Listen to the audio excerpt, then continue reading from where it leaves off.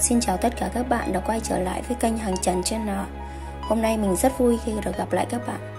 Và hôm nay mình mời các bạn là theo dõi mình làm những cái đồ trang trí để cùng thư giãn các bạn nhé.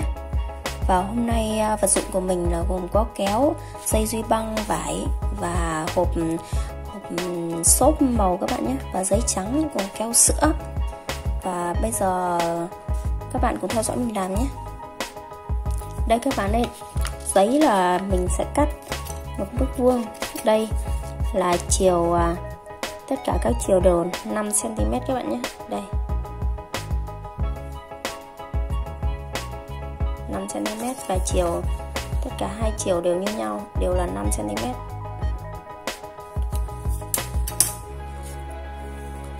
Và bây giờ mình sẽ gấp bông hoa.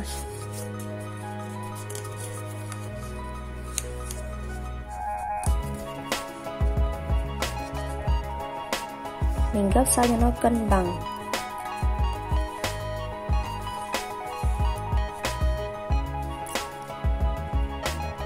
Và mình sẽ cắt theo, nếu mà các bạn nào mà cắt không quen thì chúng ta có thể vẽ trước được một đường, xong rồi chúng ta cắt cho nó dễ và nó đều nhau.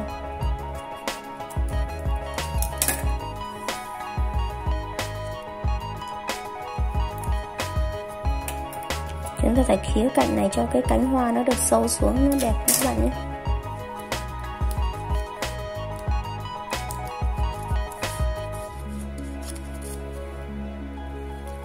Và đấy, chúng ta đã được hình bông hoa.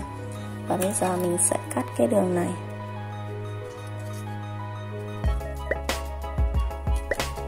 Đây mình sẽ cắt cái nửa cánh này đi để chốc mình dán hình vào. Và bây giờ mình sẽ tô màu vào cái cánh hoa mình làm thanh.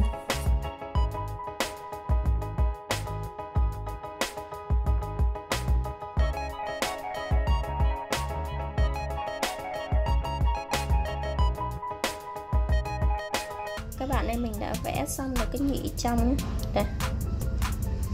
Đấy. Và bây giờ mình sẽ làm cong cái cánh hoa lên.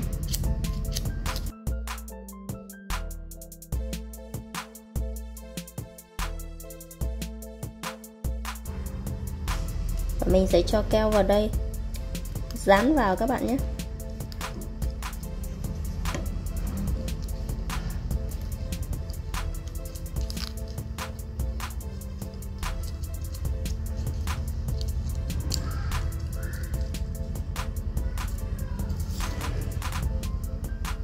Đây, chúng ta được cái cánh hoa này.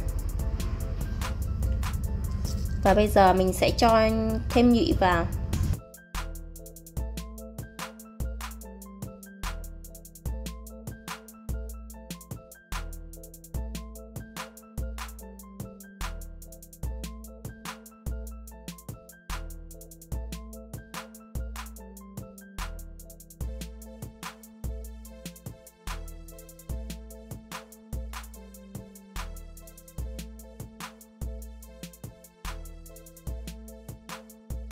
Chúng ta làm nhiều màu thì nó nổi bật, nó đẹp các bạn nhé. Và bây giờ mình sẽ đến công đoạn là cái bìa cắt tông mình cắt hình tròn. Và đây là cái miếng bìa cắt tông mình đã cắt hình tròn này các bạn nhé. Các bạn cắt cái vòng ngoài này mình cắt là 22 cm, và ở trong là cái vòng trong mình lấy là 18 cm các bạn nhé. Và bây giờ mình sẽ cắt rời cái phần này ra.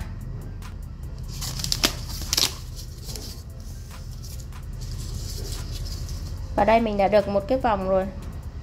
Bây giờ mình sẽ dán dây viền xung quanh. Bây giờ mình sẽ dán dây viền các bạn.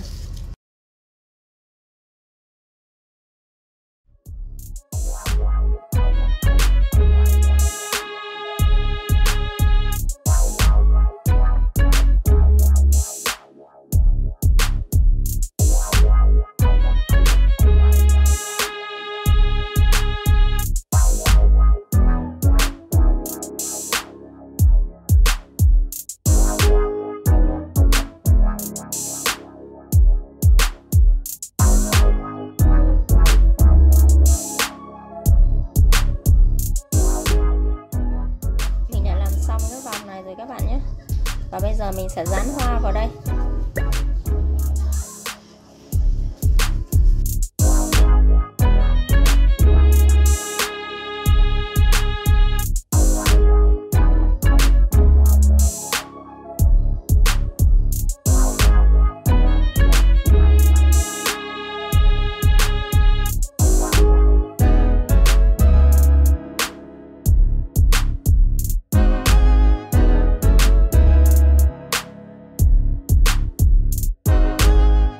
Các bạn ơi, cái của mình đã hoàn thành rồi nhé.